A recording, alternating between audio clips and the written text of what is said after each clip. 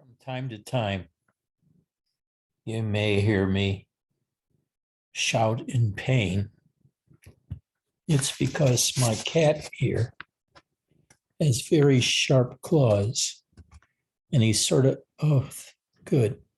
He's leaving for a second and going to sleep, but he's been kneading my stomach and chest for the last 10 minutes, and it's a very painful, affectionate way to be with a cat. And he's kneading you with his claws open. Such a treat. Hi, everybody.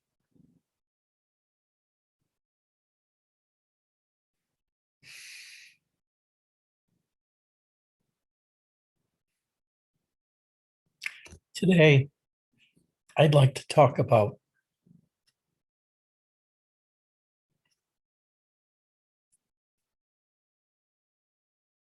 what spirituality means in terms of what you do with your attention, both in meditation and in everyday life. But I think it's most important to be aware of your attention in everyday life. What do you attend to?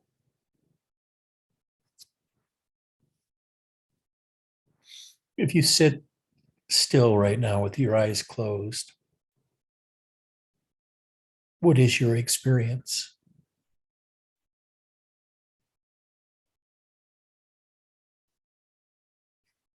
Now, most people, believe it or not, spend most of their time dwelling on the mind, its thoughts, its images, and the secondary affect that arises because of the images they think they dwell on. But it's really important in meditation to have the experience of sinking the center of consciousness, the center of your being, out of your head and into your body. Almost everybody that practices meditation long enough has the experience of feeling consciousness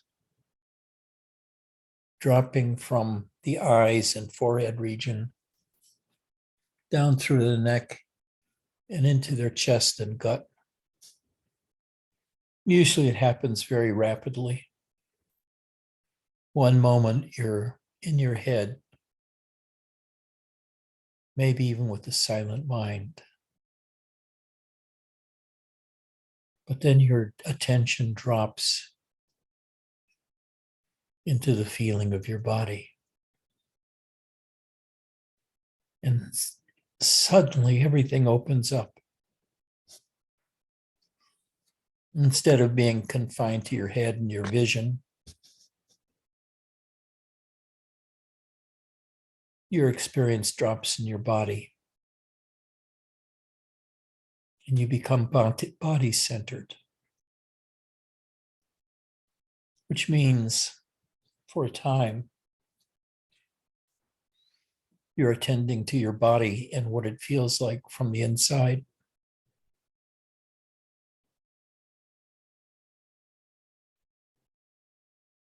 Sitting there.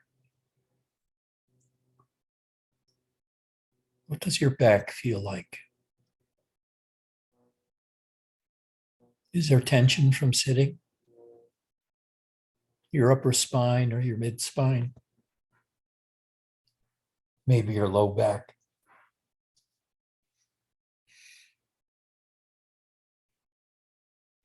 But in any event, get out of your head. and start trying to feel the whole body. Right now, I'm feeling cat hair in my nose from my little friend next to me.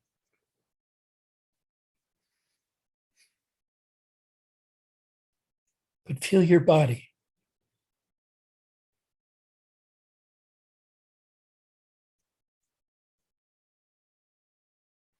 Now, feeling your body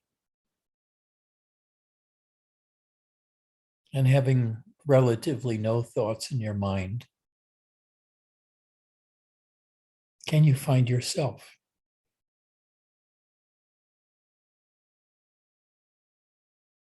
You know, that term is used all the time in spirituality, self.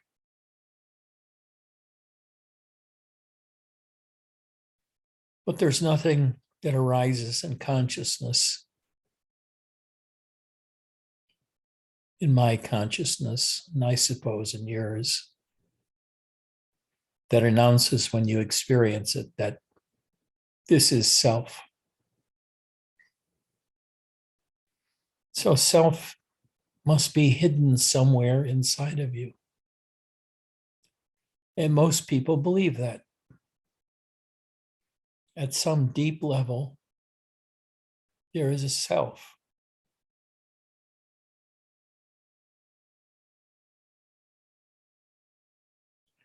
So in meditation, they turn inward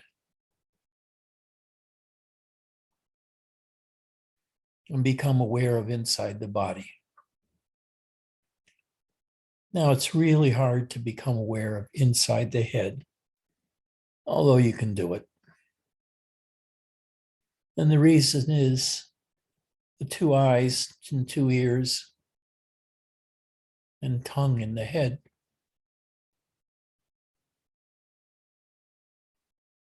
You become aware of the shape of your head only because you've seen it in the mirror so many times. So when you're looking and feeling inside yourself, there's an imaginary head that you imagine, and you fit the various components of feeling into that outline. But if you really look inside, it's really, really, really, really hard to feel the outline of your head. What we usually feel is our face, our mouth, our tongue, lips, and the ability to rotate. And if we look inside here, we see darkness, and with our eyes closed, a redness because light goes through the eyelids, and our eyes perceive red for the blood, for the flesh color. Going more deeply into the chest,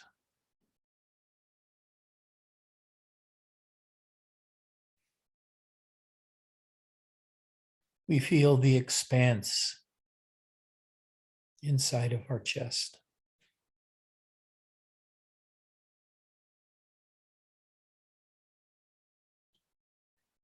We watch our breath,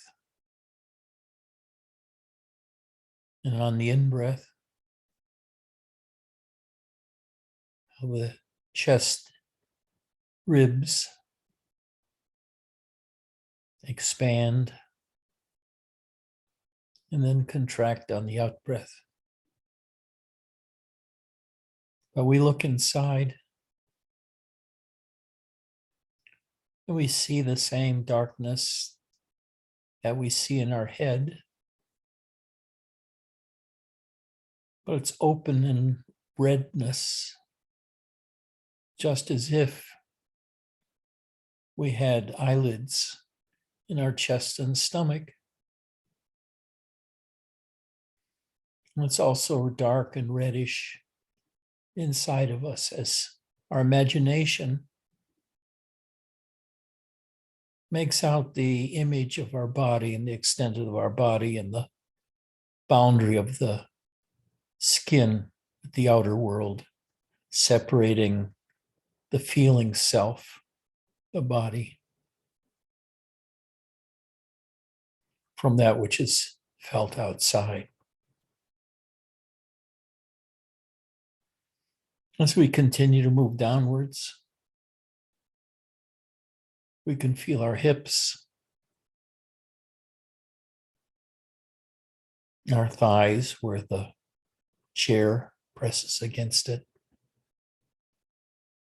our calves, depending on how or what we're sitting on. We can feel the whole body at once. For me right now, and I don't know why, I feel a slight pain in the middle of my back.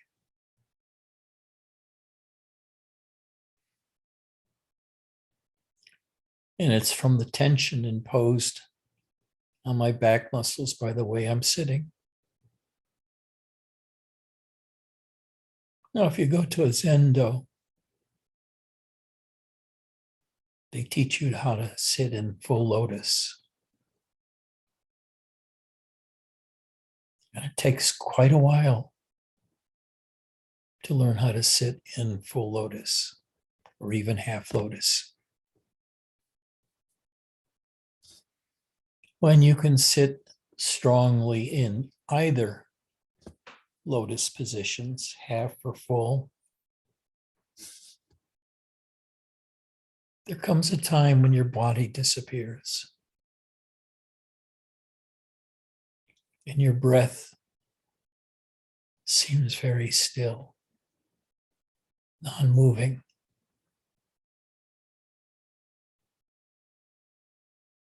And suddenly your body disappears. You're no longer getting changing sensations from your body.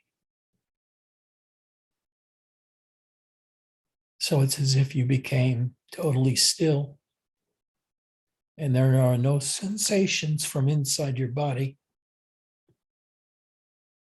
that let you know you have a body.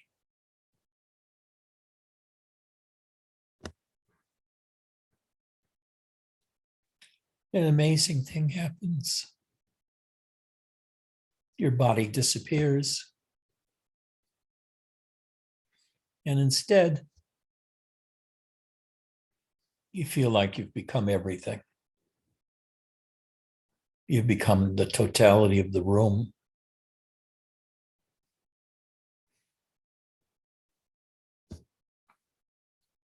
What's outside the room?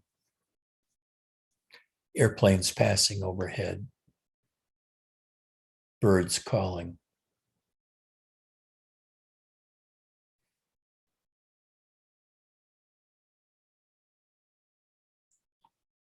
Sounds. You become one with the sounds of the universe. And it's like you become an infinitely large balloon where everything belongs to you.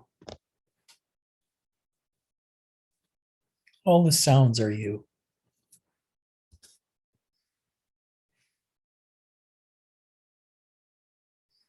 And the sensations of the body, of your body, have fallen away because they don't change when you sit in a strong lotus pose, position, pose. It's very balanced. And there's no longer any tension felt in the body because your spine is aligned in such a way that there's no felt tension. It's like balancing on a wire and having perfect balance. And you don't feel your body at all. You just hear sounds.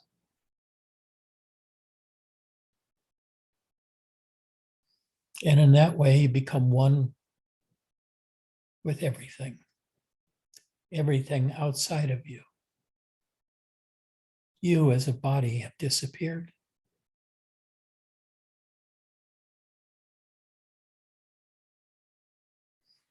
And at the end of a sitting session, a bell rings.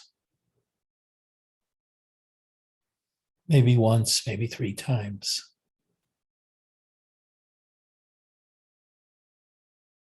And you relax.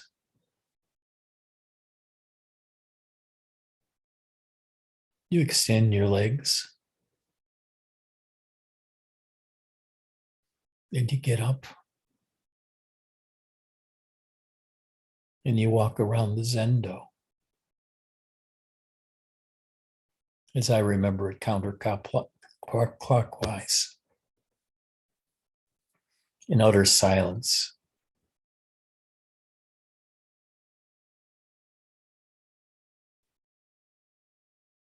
And you do that for 5 minutes. Maybe a couple minutes more. And you come back to your ton, your seat, with your cushion on it, your 2 cushions.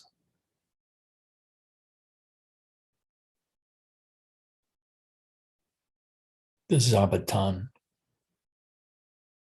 and the tan. And you resume sitting in full lotus or half lotus. And if you can't do the lotus positions, you do seiza, which is the Japanese style of sitting on your heels.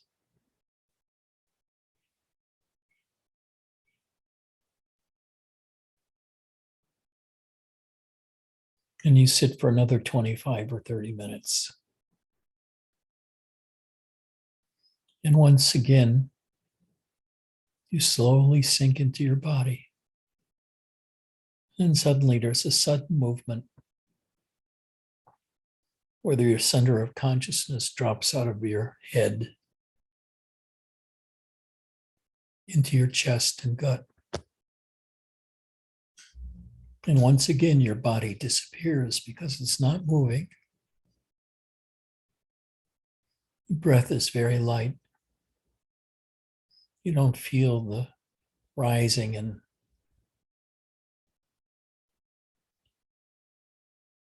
settling of your breath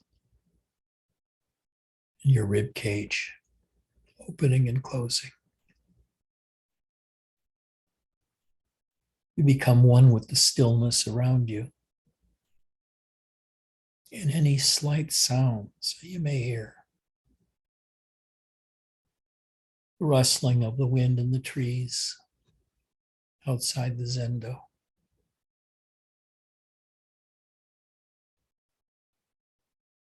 A bird singing. An airplane going ahead. And suddenly you feel like you're racing through the sky. You've become the airplane. You feel a rush of motion. Your whole body feels like it's moving along with the airplane.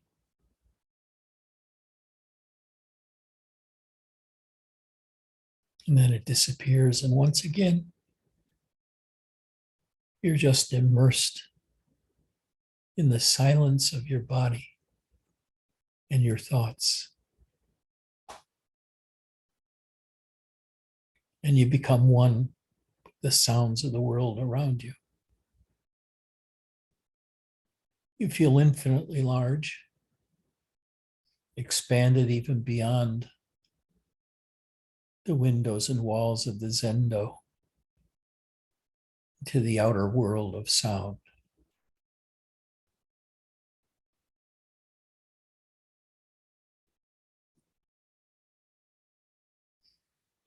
And in that feeling of totality, there's a kind of rest that you've never felt before. You've expanded to become the totality of the universe that you can hear, smell, feel. Except you hardly feel your body at all, if at all. You've become that which is outside of the skin, because that which is inside the skin is perfectly balanced and stress-free. This is the value of perfecting sitting meditation with either a half lotus or a full lotus, to experience the totality that you are, when instead of identifying with the space inside your head, you become the space all around you, and you can say you've become one with the universe. That's where the phrase "not two" comes from. No longer is it you in the world. You are the world. There's only oneness. So, what does that mean? What does that mean? It means nothing.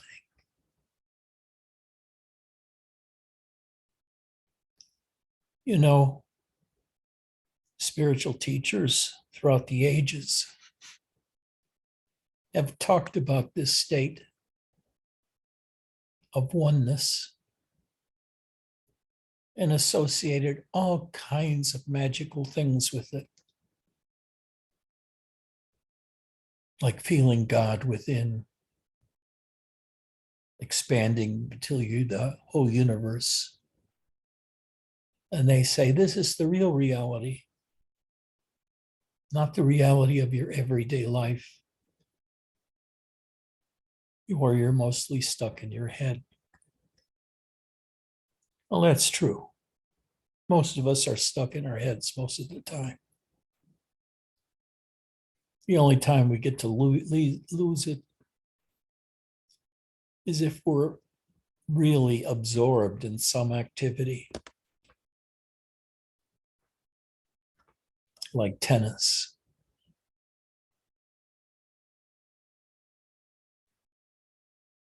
Or floor exercises, or balancing,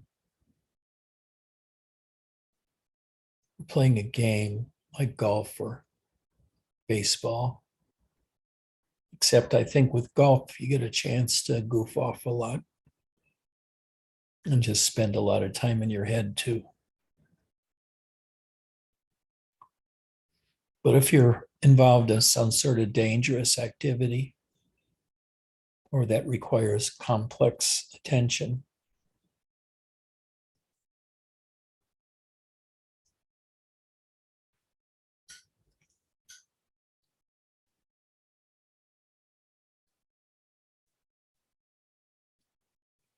your attention goes to the totality.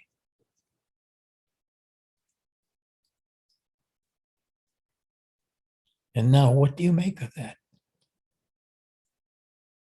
Do you think that's what they mean by enlightenment?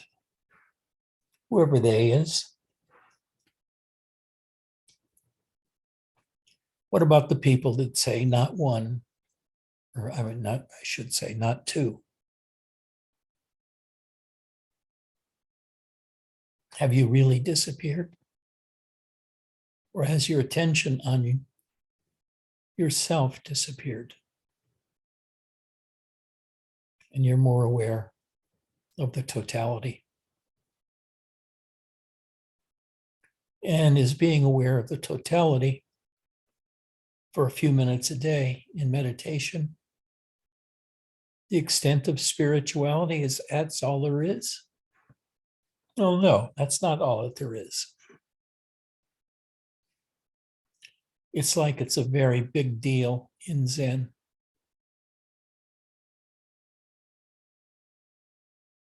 It seems to be the center of the Zen experience. But there are others. For example, the experience of God realization.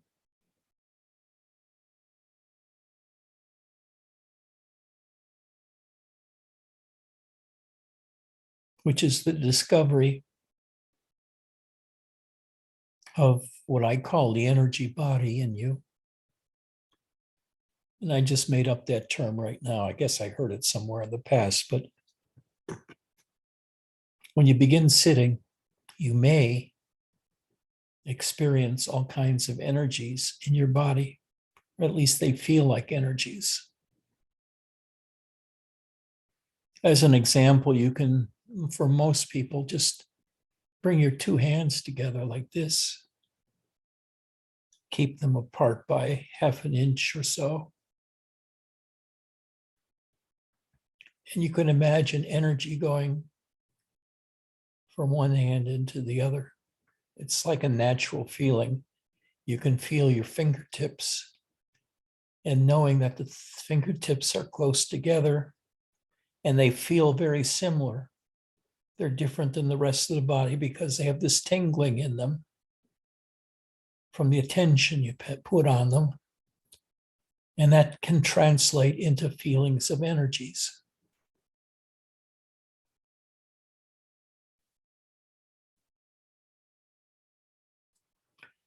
Then after a while, if you read a lot of books on Kundalini, you may have read them because you felt energies in your spine moving. I know that for many, many, many, many years,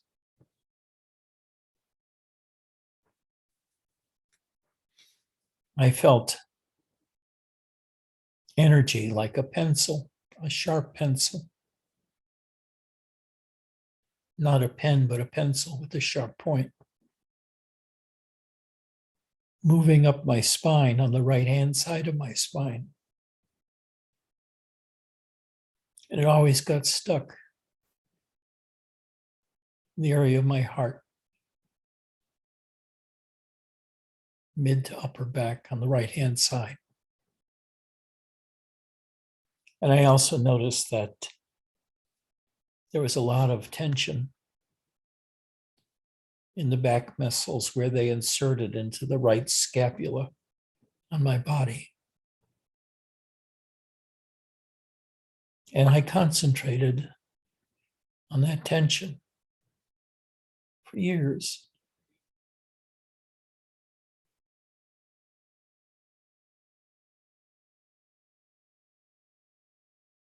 And one day, after years and years of feeling that tension along the upper part of my back, along the edge of the scapula, where the muscles inserted into the bone, I could feel that tension as pain. And one day it just relaxed. And in a sense, I felt free from the pain.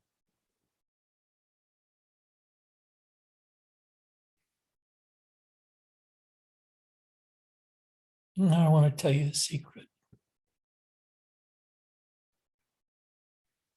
Almost every drive you have, and by that I don't mean mere whims, but the motivating drives of your life, can be felt somewhere in your body if you feel for it.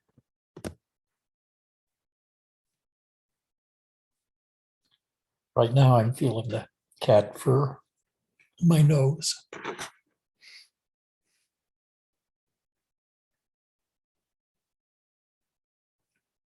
If you have a strong desire for a relationship, for a partner of either sex, you can look inside of yourself feel inside of yourself at the same time. Imagine yourself looking inside of yourself and feeling the dark redness within at the same time. And you can locate centers of tension,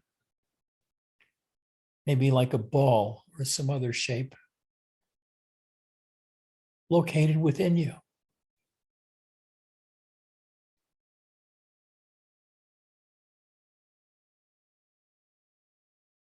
And you can feel it.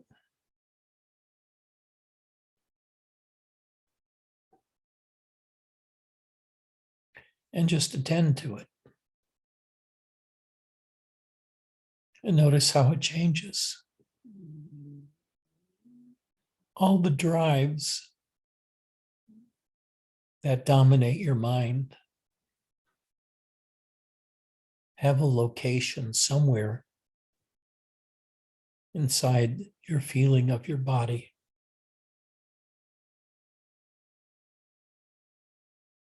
The drive for sex, the drive for love, the drive for belonging to someone or something, the drive to feel safe,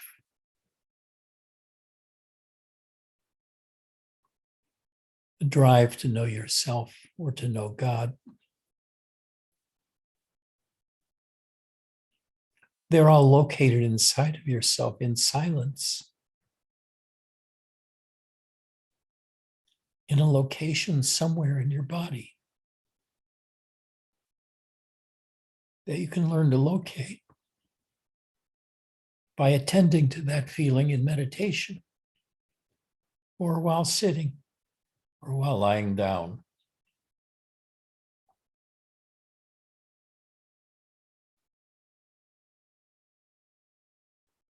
You just attend to it. For example, why are you here?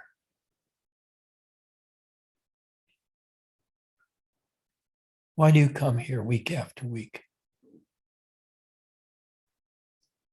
Where is that drive in you? Believe it or not, you can find it as a feeling sensation, not just an idea, but everything that makes you do something or that has a grip on you has a location inside. Usually, for me at least, it's mid-chest. Located inside and almost anywhere. Couple inches in, 3, 4, 5 inches in, 6 inches in the middle of my thorax.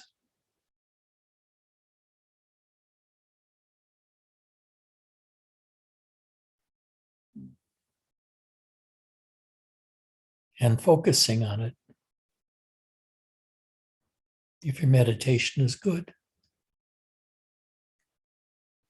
it can temporarily disappear, leaving you free of that bondage that you have to something in the outside world. Whether it's a need for love, a need for safety, a need for belonging, a need for dominance. You can feel it in you, usually around the area of the heart.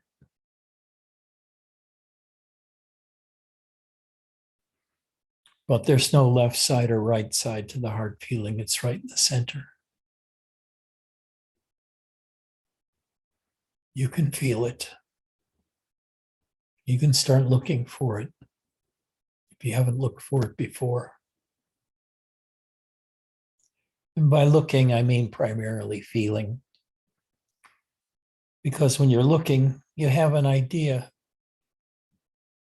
what your head is shaped like and what your body is shaped like. And you feel feelings of your body, your face, your nose, your eyes. And you can picture them all in your mind while you're feeling. So when I try to feel for my spine,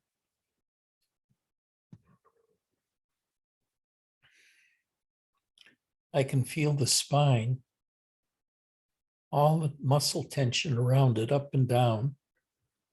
Because in this position on this easy chair, you're stressed. And there's a low level tension throughout the whole chain, my spine, from a little below my neck to the lower back.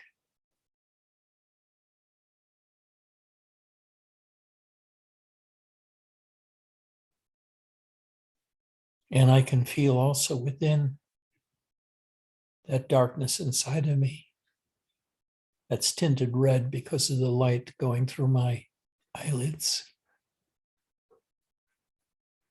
I can find the shapes of different drives. Like I had a drive for spirituality all my life.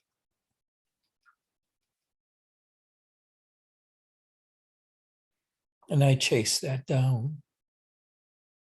Eventually, it's being due to a fear of death. And what happens to me after this body dies.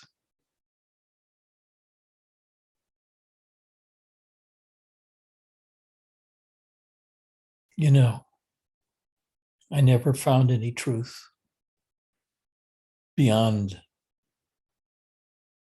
physical existence. It's all there for me in my own physical existence. The feeling of my body from the inside, the feeling of the energies throughout my body,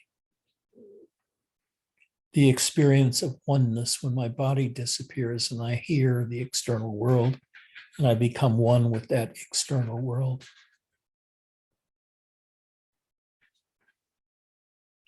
I've never been able to experience an absolute,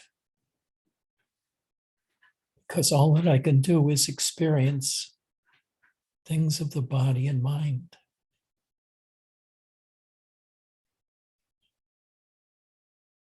At night, I can sleep so deeply that there's no experience whatsoever. But in the morning, I can remember how comfortable it felt to be asleep. But I'm not aware of it when I'm sleeping. It's only in the morning when my mind is operational that I can find the memory of what it felt like being asleep. So, what happens to me after the body dies? I don't know.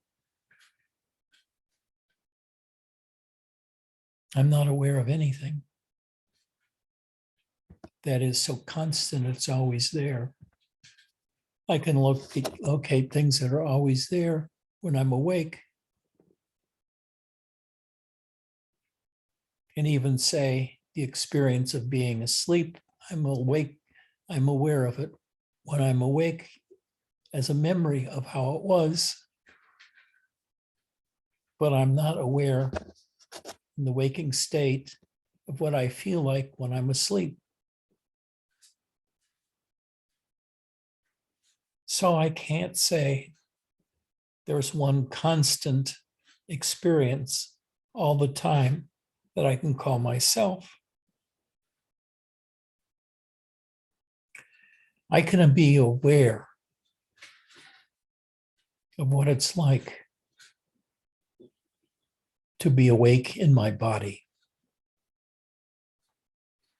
and to do nothing but to feel the totality of my body from the inside, starting with my toes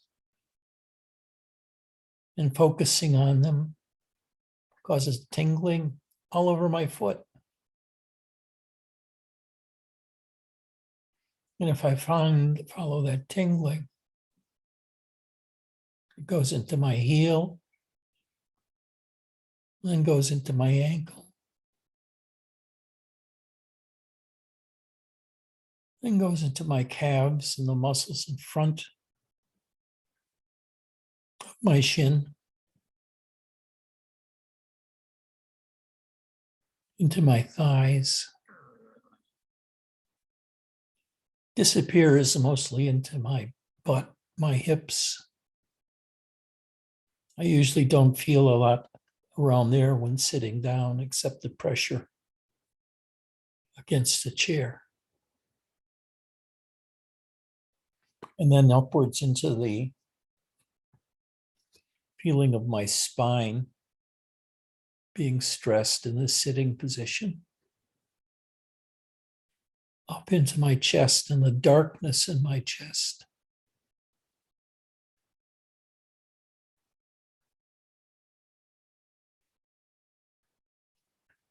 And the darkness in my shoulders. And I can feel my shoulders at the same time, the tension in them.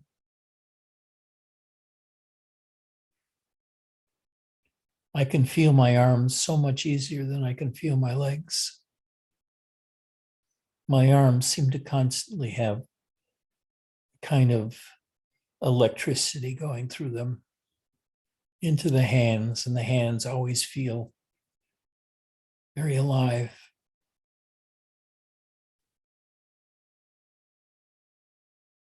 And the sensations in my back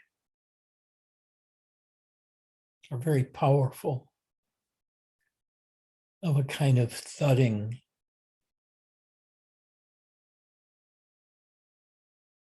nagging pain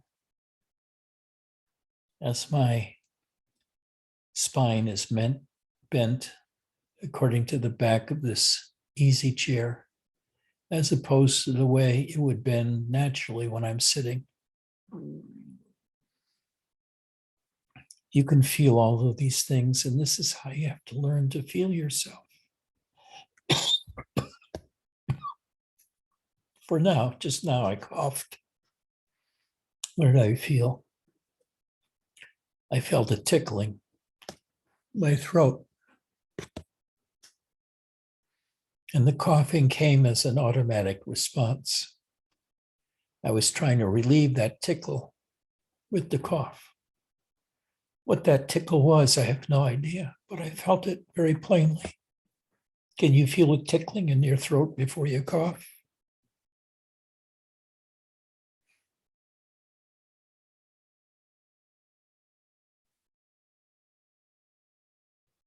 How do you feel your head? Your eyes are closed. And you're sitting relaxedly. Can you feel the outlines of your head, where your hairline is? You can't really unless your head's resting on the chair in the back or on the floor if you're lying on the floor. Spencer can feel the back of his head.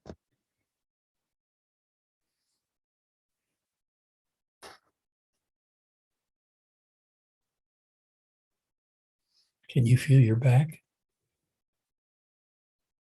Can you feel your spine?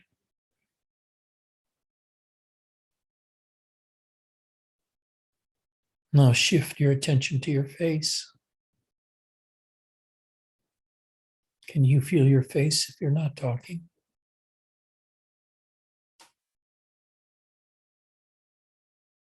Can you feel your eyes? And if you move them, can you feel your eyes then? What does it feel like? Does it feel like you're no longer looking straight ahead, but you're feeling that inside your head? Congratulations, you're feeling inside your head now.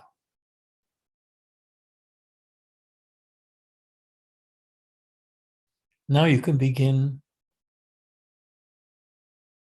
looking for what drives you in life.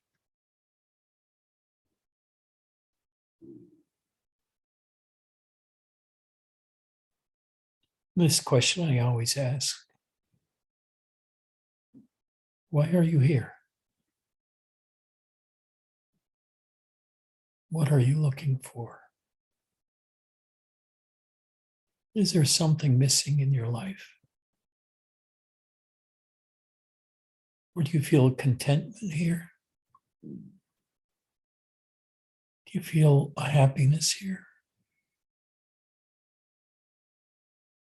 Do you feel calmness here you usually don't feel?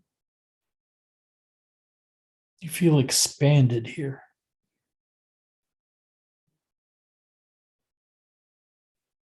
What do you feel?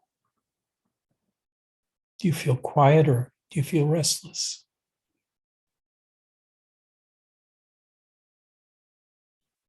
Sometimes I sit to meditate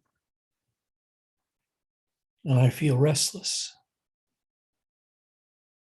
It takes a weird long bit to just settle down and not move. And when I get to a place where I'm settling down to where I'm not forced to move by shit going on in my body or my mind, something happens. It's like an inner power enters me, enters my sitting, enters my being.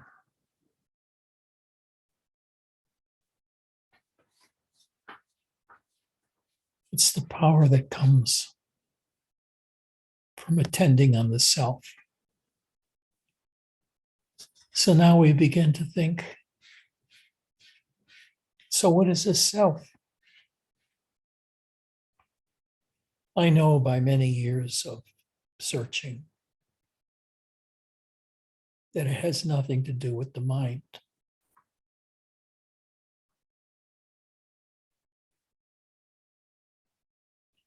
It's what it's like when we do nothing and just feel ourselves. And when we do so in meditation, we have all kinds of different experiences. Out of the body experiences, in the body experiences. Expansion, infinite expansion. Feeling great power. That's when I feel a lot. As my body stops moving and the energy just accumulates rather than being dissipated by movement or through movement. I feel an inner power that grows in me. And when I move, I find it's hard to move because this body becomes sort of stiffened and yet compliant because of the unified attention on self.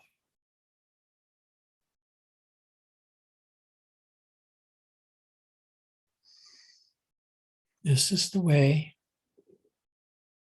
all people feel when their minds are empty and still, is to feel yourself in totality, your body, and to also feel that your sense of self extends to the outer world.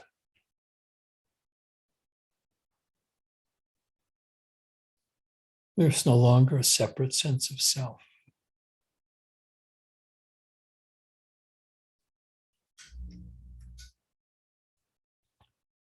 And in your everyday mind, after a while,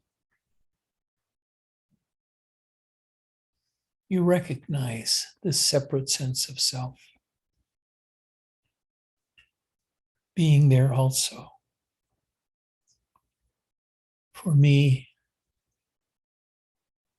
it's almost like an imaginary internal balloon that extends from the voice box here downwards and expands rapidly in the lungs down to my butt. This is my core.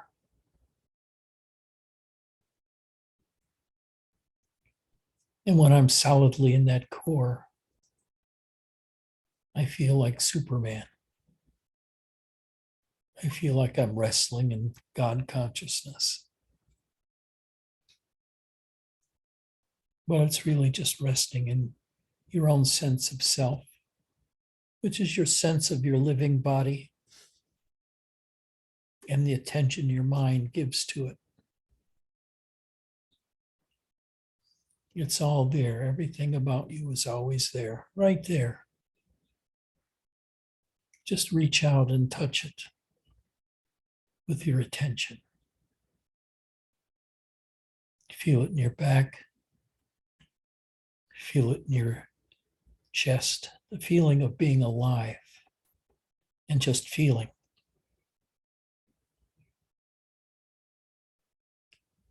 The sense of the self is a felt sense of your own beingness. There's nothing mystical there. What you do with that, you can imagine all kinds of things. You can imagine that this beingness is immortal, even though it disappears in sensation every night. How do you explain that? So you're confronted with your own mortality.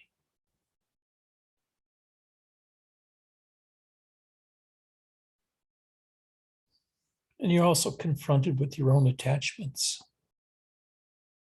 Your attachments to others, to your pets, to your house, to your car. And you become aware of how these attachments feel from the inside. Normally, we act on them automatically without realizing they're present as physical sensations within our sense of awareness of our body and mind. We gravitate towards certain foods. We gravitate towards certain people, and some people we're very attached to. And we can feel that attachment inside, attachment in the heart, and even deeper in the gut, such that if that person dies, you feel great pain, a sense of having them ripped away from your heart and your body. Same thing with losing a pet that you're close to. There's a sense of loss, of sadness, of having your body cry without actually crying. And you can feel that loss and mourn.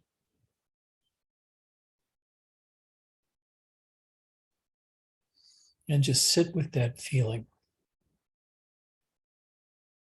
for a long time until it changes inside of you. And after days or months, it disappears altogether. But then, while you're looking in your body and feeling in your body at the same time, you can feel all these different kinds of tensions in your gut, and to each of them is associated some desire, some action or thing you want.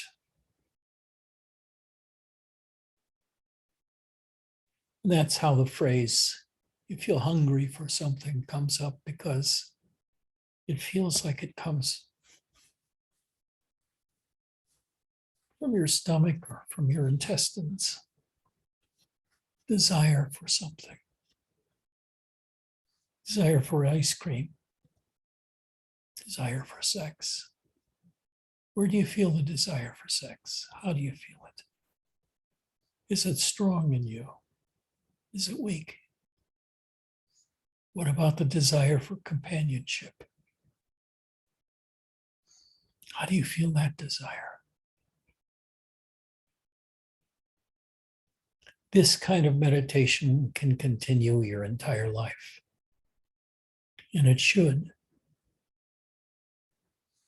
And you go through different phases depending on your age, your life situation, etc. Also in your health, and how well you sleep, how rested you are. This is real meditation, where you meditate on the sensations available to you during your waking state. And you learn from such observations where the grabbing places are in you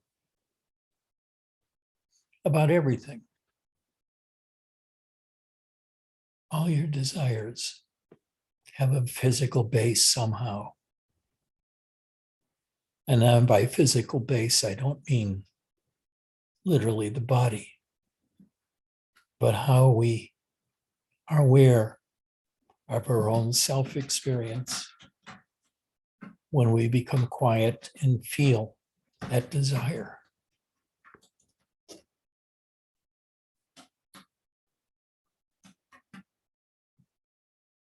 Is there someone you're not with anymore that you've lost somehow, either through death or breakup, that you still feel a longing for? You can feel for that longing inside of you and how it feels, that you're attending to it, how it makes it stronger. But now, instead of feeling the longing for the person, you're feeling a tension inside of you. And you can relax it.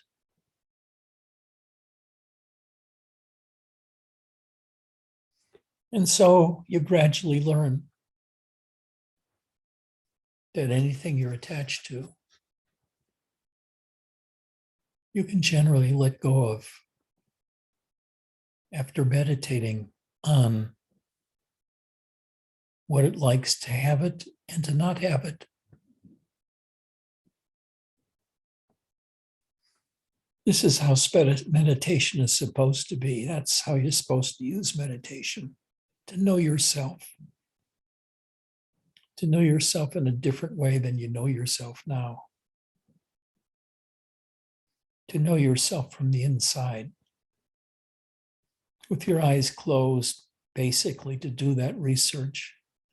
But you can do it with your eyes open too. Feel how your back feels. Feel how your spine feels. Feel how your neck feels. Feel around inside for different sensations. And if anything comes to your mind, how do you feel it inside of you? Do you feel when you have a picture in your mind of something, some sort of internal body reaction to it? And thus you learn to know yourself.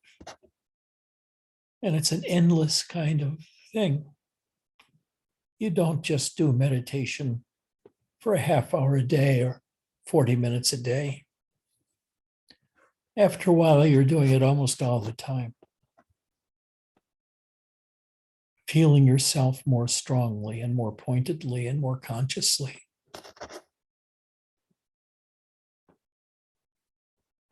Feeling your own mortality. Feeling how awareness of your body disappears when you go to sleep, and the awarenesses of dragging a blanket of sleep to your face, towards your face, and covering it and disappearing into sleep.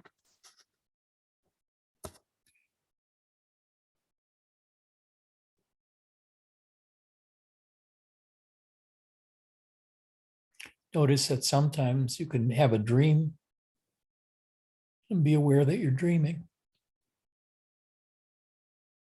And if you can do that, you can start learning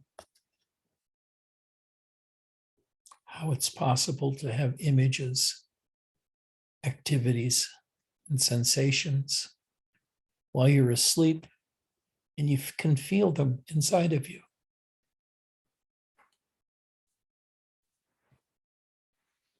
So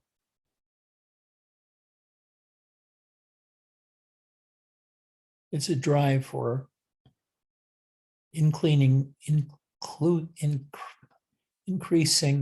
awareness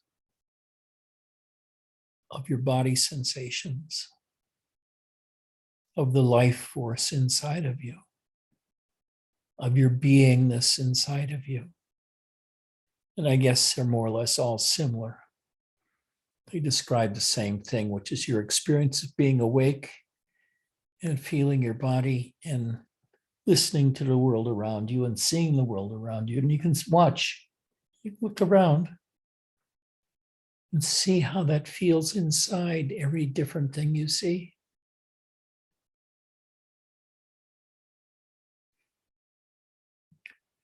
This is what meditation should be, not the kind of formal meditation where you just rest quietly and see what happens.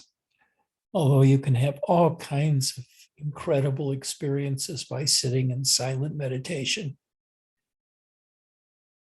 Experiences of energy, experiences of expansion, experiences of power.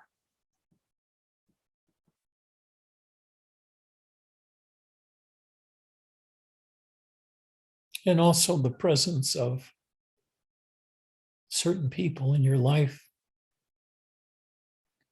or just in hearing them or seeing them, can evoke certain kinds of internal states.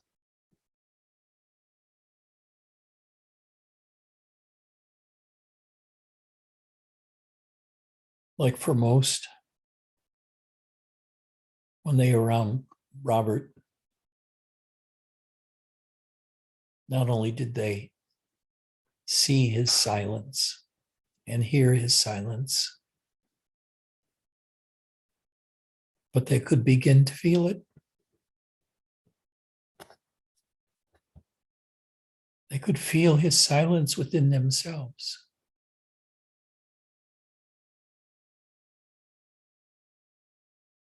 Then when he started speaking, all that he ever talked about was the silence. So you became aware of silence as something to be observed and rested in yourself.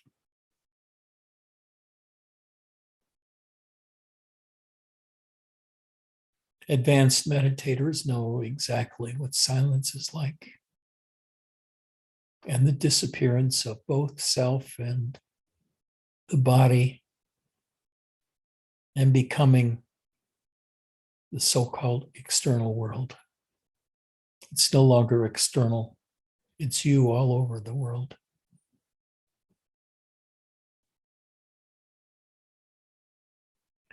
But what lessons can you draw from these things? The only message that you can draw is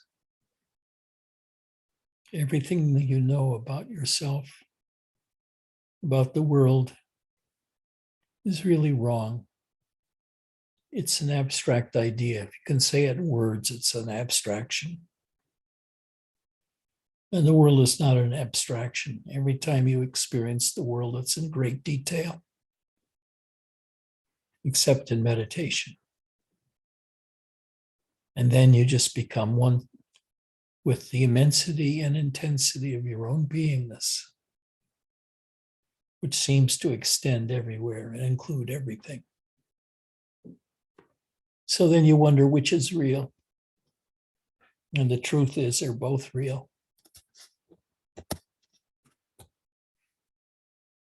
In everyday life, you're both nothing and everything, and many things in between, like that arising of the energies within you. The feeling of energies arising in your spine or through your gut into your chest and then into your head. You can feel the energies in so many different ways, circulating, rising, descending.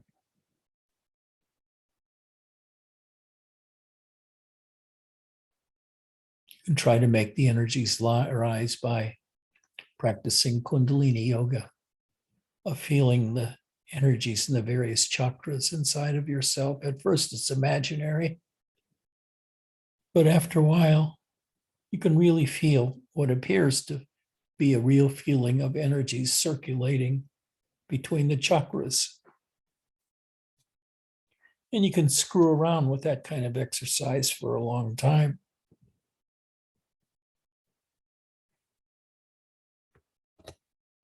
Now, as to this thing called awakening, truly, advanced spiritual people don't talk about it because they've had so many awakening experiences, so many aha experiences, that they don't trust experience anymore. The only thing they trust is the silence.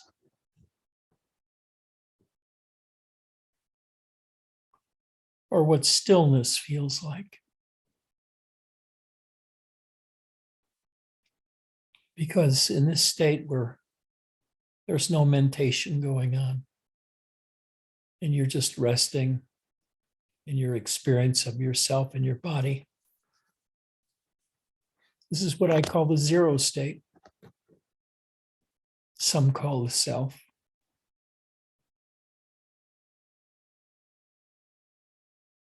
But that self in no way is some sort of cosmic entity. It's in the embodiment of the life force in individuals. And individuals are not permanent. And the life force is probably permanent in the sense that somewhere in the universe it's going on. But even it is not permanent, just as mass and energy are never resting, always changing, changing, changing. It's hard to say that there's anything permanent except the observer. And the observer is permanent only so far as the body lasts. So get over it.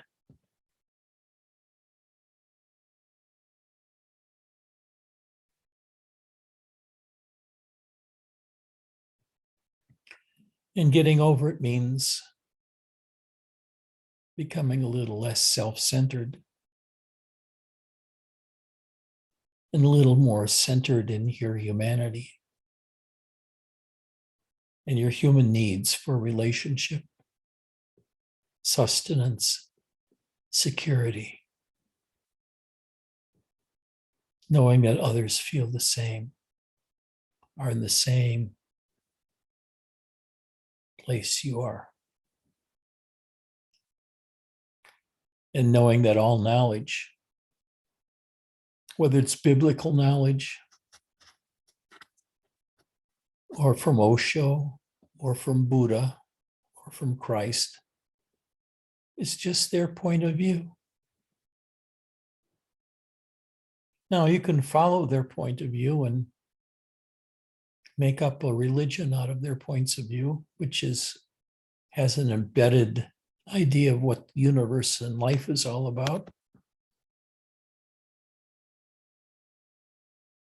Or you can choose to have really no point of view. And in that sense, you're learning every minute of your life. even into old age. You're learning new things.